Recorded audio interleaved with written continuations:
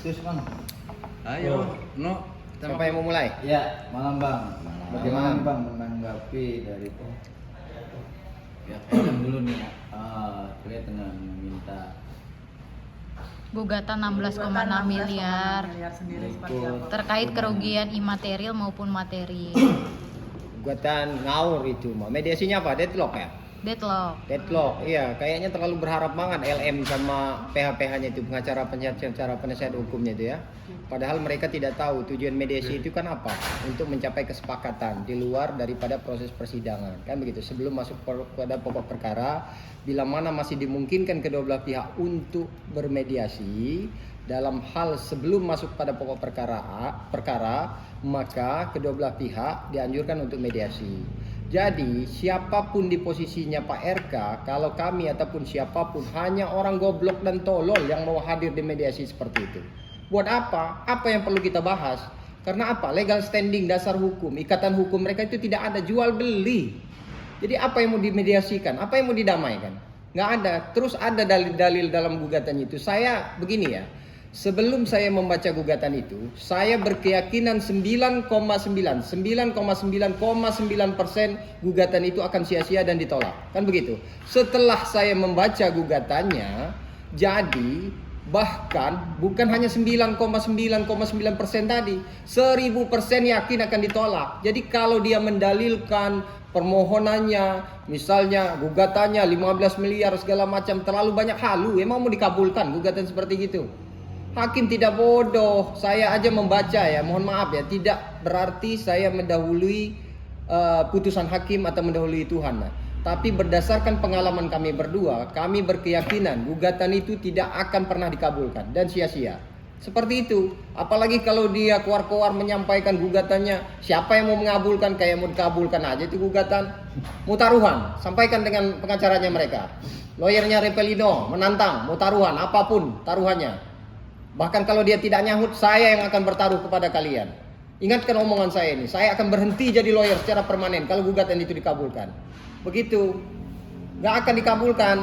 Apalagi nih, kesel saya ini. Dari pihak sampai Bang Muslim juga tadi kan sempat kita tanya juga, Bang ini gimana kok malah mereka beranggapan seperti gugatan ini tuh gugatan yang halusinasi ngawur kemana-mana, karena kan mestinya kan yang gugatan 16M itu kan yang kata yang 6M itu untuk anak. Nah tapi sebenarnya kejelasan anak ini sebenarnya belum tahu kan anaknya siapa gitu. Kan gimana tuh Bang? Kan sebenarnya kan dari klien Abang sendiri juga sudah pengen ikut tes DNA, tapi pihak sebelah sana juga tidak. Ngapain sih ikut-ikut? Itu kayak sebuah kesaksian palsu lah, ceritain segala. Itu bohong. Siapa dia dibayar sama siapa? Dibayar berapa? Sampai ngomong kayak gitu, gimana tuh Bang? Pak Elro mau jawab? Iya. Hah? Udah Bapak jawab. Jadi apa? Terlalu panjang pertanyaannya tadi. Jadi ntar gue salah jawab lagi. Tadi diulang lagi. Gimana Jadi pertanyaan? gini bang, Gimana? misalkan menggugat karena bisa simpelnya membiayai kehidupan sang anak terkait dari itu pendidikan, kesehatan dan lain segala macam. Sedangkan Lisa sendiri dia mengajukan untuk tes DNA, dalam arti di sini dia belum yakin bahwa ini anaknya, tapi dalam gugatan mengatakan bahwa itu adalah anak bersama RK, hasil dari RK. Gimana Bang? Jadi begini ya, setelah saya membaca gugatan itu banyak yang kontradiksi ya. Kenapa? Gugatan itu semacam gugatan harta gono gini. Apa nggak sekalian aja dia mohonkan gaji seluruh RK selama dia ngejabat? Jangan nanggung, jangan hanya 16M. Itu maksud saya, palang tanggung. Kalau dia mau halu, mau bermimpi ataupun berhayal, jangan nanggung. Kan begitu. Terus ini lagi-lagi nih kontradiksi kan? Bahwa nyambung ini dengan sikap dan pernyataan lawyernya ketika berstatement di hadapan teman-teman media semua. Dengan lantangnya dia berbicara dengan gayanya yang rapi itu kan. Mohon maaf ya, tidak bermaksud menyinggung pribadi daripada rekan sejawat saya. Cuman saya geram aja ngelihat gayanya kan. Bahwa begini, tidak ada pakar hukum di seluruh Indonesia ataupun dunia yang bisa menyatakan anak itu anak si RK atau anak siapa harus dengan DNA. Begitu kan bahasanya. Tapi di dalam gugatan dia mendalilkan bahwa seolah-olah itu adalah anak RK, bahkan minta kebutuhan, minta tuntutan, ganti kerugian dan segala macam. Di dalam petitum permohonannya minta dilakukan DNA. Kan itu kontradiksi. Saya yang bukan hakim sudah membaca gugatan itu aja. Sebelum saya membaca gugatan, sekali lagi saya tekankan, sebelum saya membaca gugatan, 99,9% yakin akan ditolak. Setelah saya membaca 1000% gugatan itu akan ditolak. Terlebih kalau kami berdua jadi masuk sebagai intervensi nanti. Begitu. Nah, tapi Revalino sendiri melihatnya seperti apa sih Bang dengan adanya gugatan ini gitu. Jadi makin berbelit-belit gitu orang. Padahal kan tinggal tes DNA aja di Barreskrim kan, tinggal panggil Lisa, lakukan tes DNA, hasilnya keluar, selesai kan. Ini malah ada gugatan baru ini, malah kemana-mana, minta uang, segala macam. Revalino sendiri gimana nih Bang melihatnya? Revalino sih begini, menanggapi hal yang sikap dari yang dilakukan oleh LM itu secara dingin lah dia. Artinya begini ya, kemarin saya juga menyampaikan karena di beberapa statement dia di podcast entah di apa, seolah-olah menyudutkan Revalino kan begitu.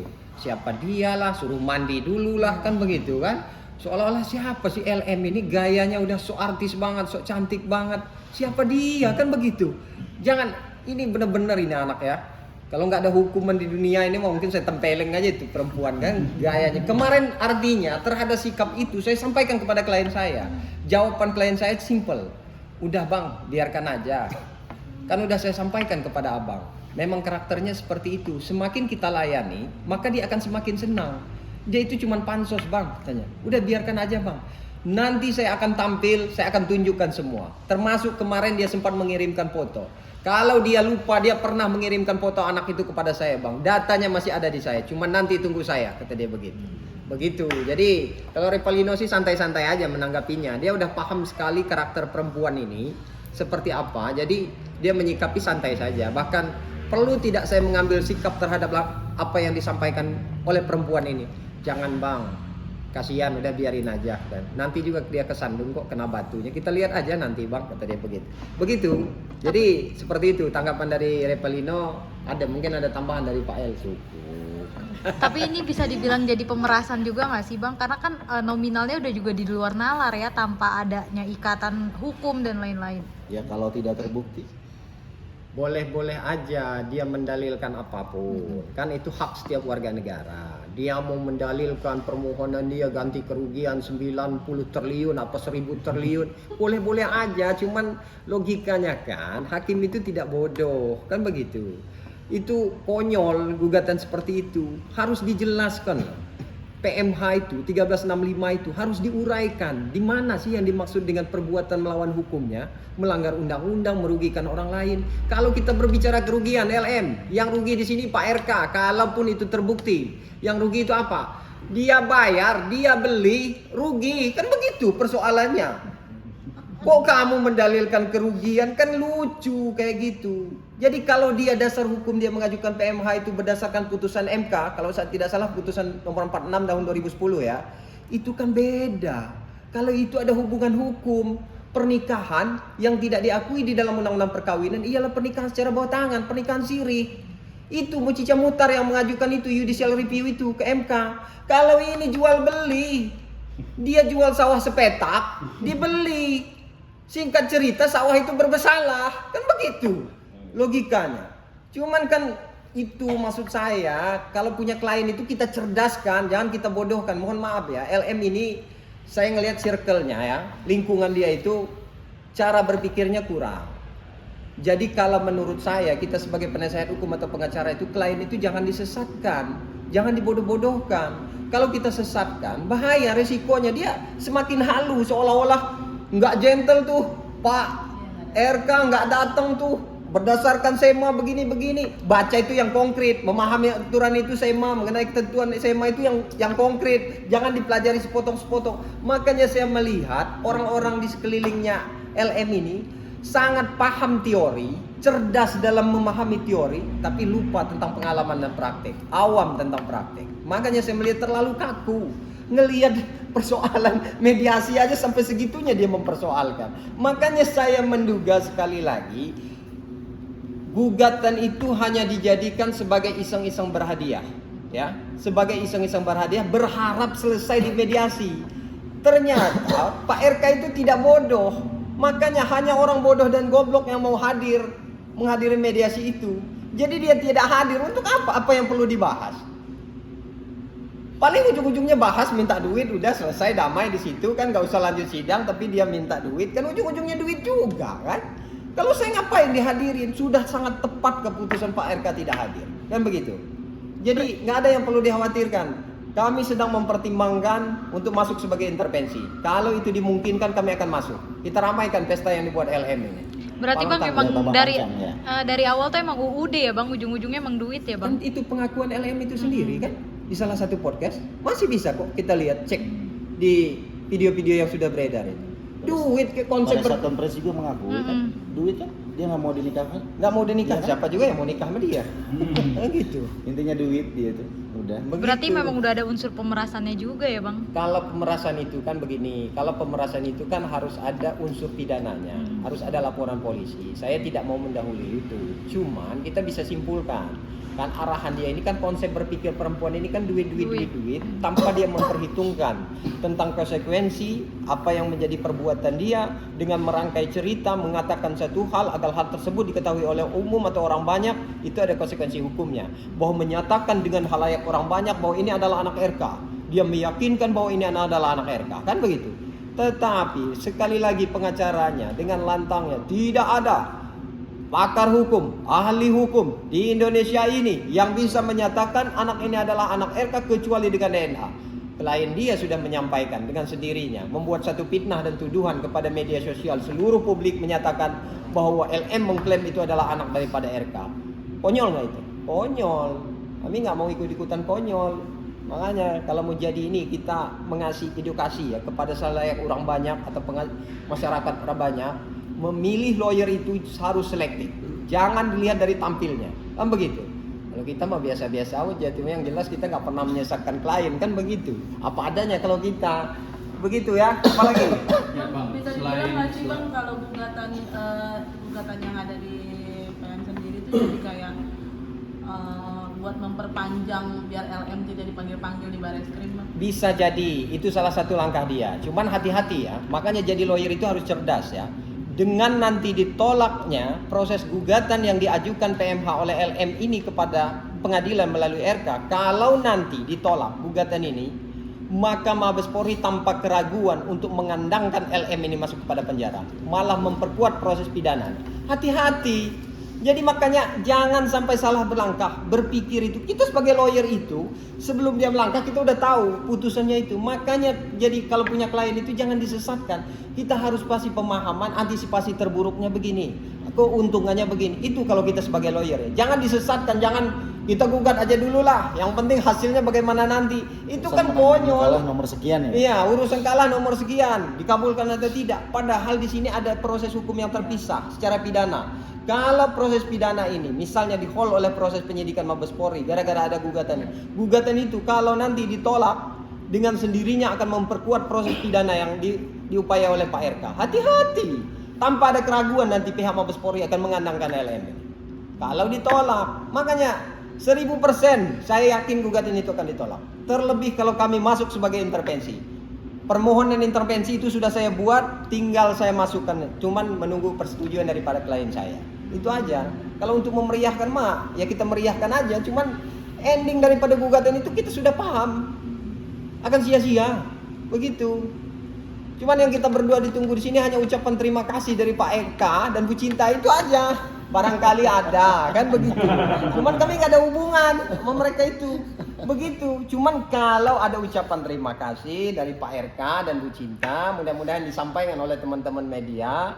Inilah totalitas kami membela hak dan kepentingan klien kami yang mudah-mudahan ada kaitannya dengan Pak RK dan Bu Cinta. Mudah-mudahan dengan munculnya kami ini bisa membantu dan memulihkan nama baik beliau, meluruskan hal-hal yang tersesat dan membuktikan bahwa ini adalah perbuatan zalim.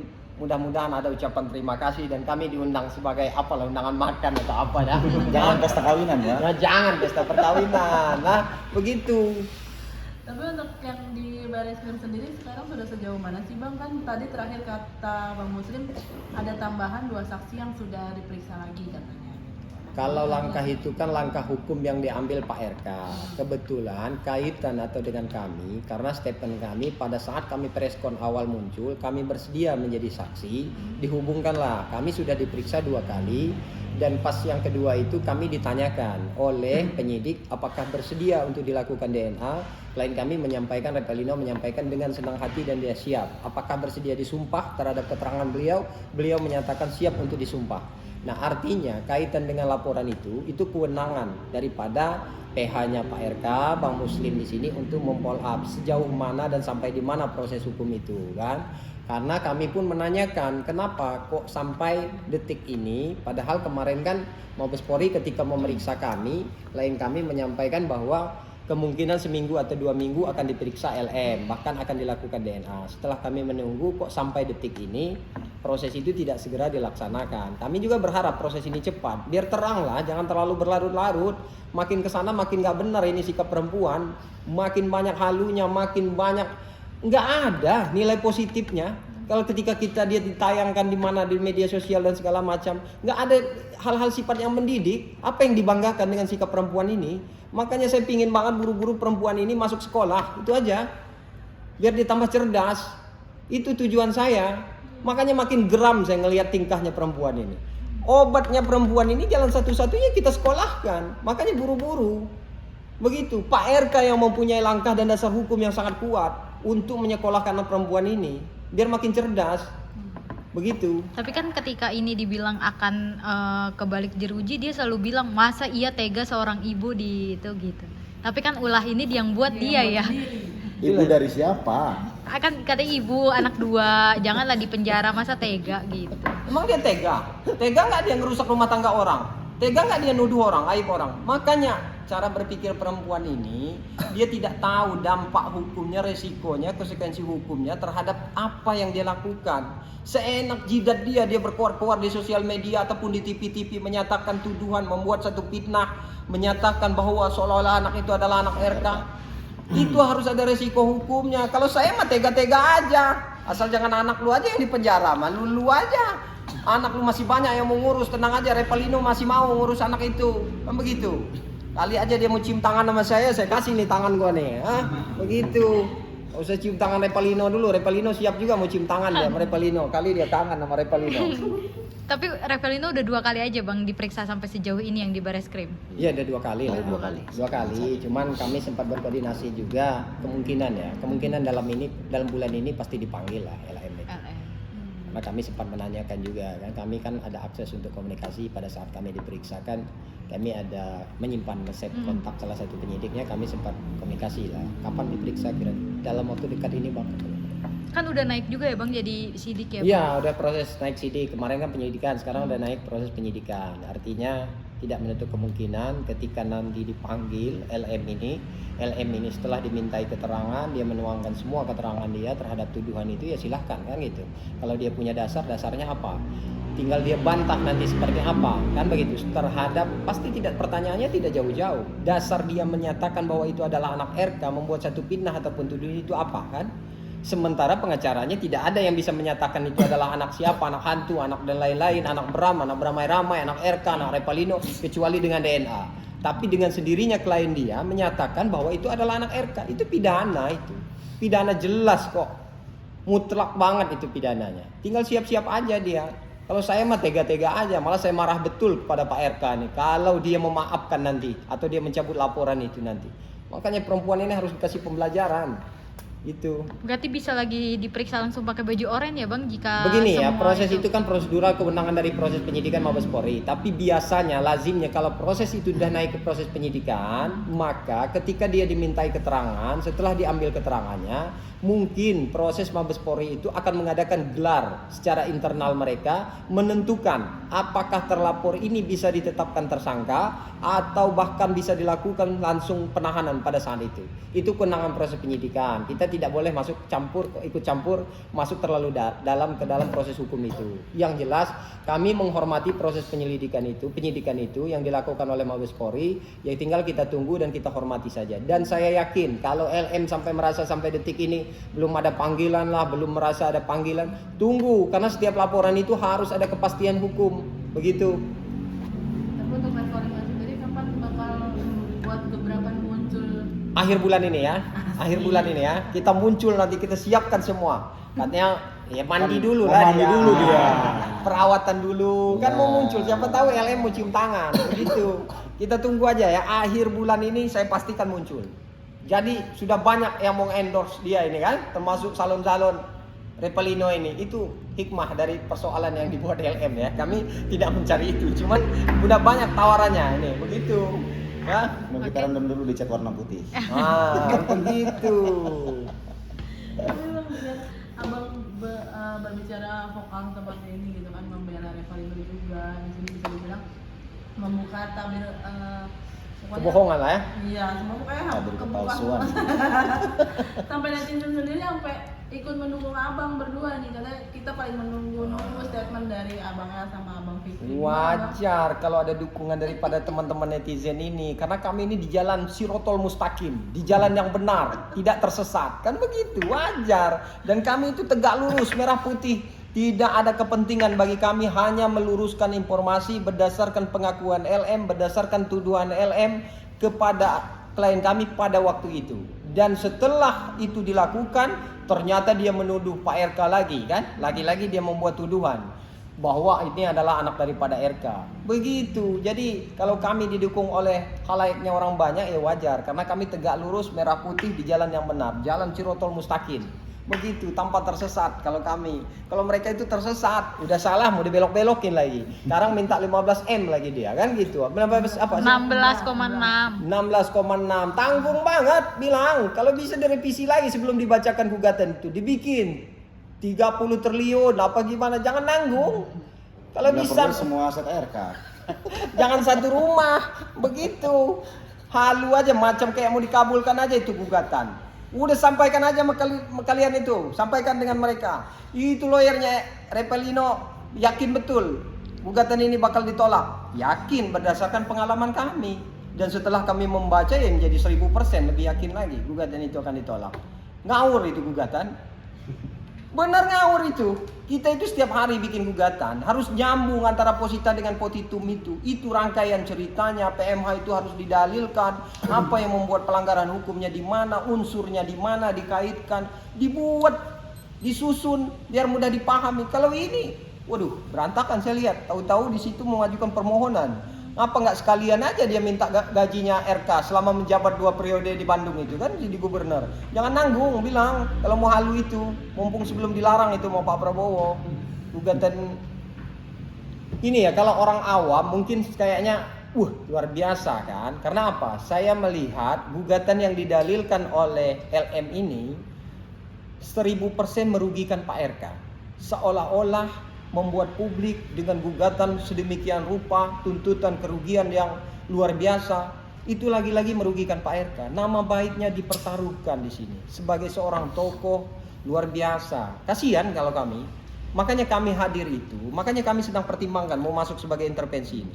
Karena apa? Kami melihat lagi-lagi nama baik dan ketokohan beliau itu dipertaruhkan. Cuman menurut saya dia sudah membuat satu pilihan dengan tidak hadir, tapi diwakilkan oleh pengacaranya, itu udah paling tepat ya. Karena apa? Dia punya hak untuk tidak hadir, untuk mengabaikan itu. Cuman dia dirugikan dalam hal nanti rugi kalau dia tidak hadir sama sekali. Khawatirnya dia kehilangan hak untuk menjawab, hak untuk membantah, hak untuk memberikan saksi terhadap tuduhan itu. Seperti itu. Nggak ada kalau nggak dirugikan. Cuman keluar-keluar aja dia yang pingin hadir, kayaknya ngebet banget pingin hadir di mediasi. Makanya jandan dari jam 2 pagi sampai jam berapa itu sangat ingin ketemu. Iya, sampai dari subuh jam 2 pagi sampai jam 10 siang. 10 pagi ya, untuk ketemu dengan Pak RK. Aduh kasihan juga, sedih saya ngelihatnya itu. Udah, ada lagi cukup.